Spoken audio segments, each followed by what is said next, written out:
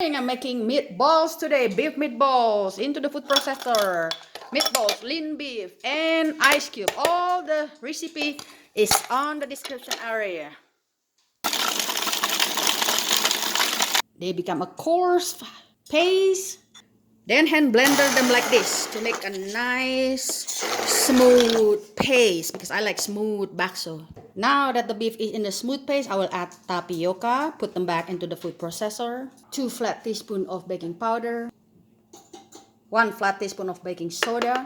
1 flat teaspoon of coarse salt.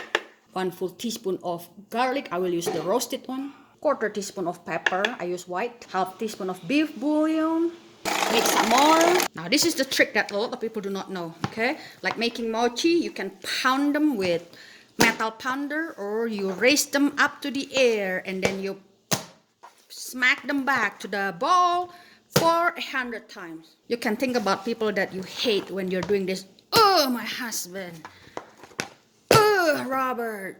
Place some of the ingredients that's already done beautifully and squeeze them into a round bowl, and that's it. Drop them into a water. Once they're floating, scoop them and place them in the ice to make them more bouncy.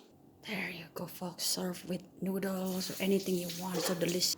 So bouncy. Look, boing, boing, boing. And the most important thing, you know what is in there. Real beef. Okay, folks. Thank you again for watching. It's practical in here. And wish you again happy Chinese New Year 2022. Bye.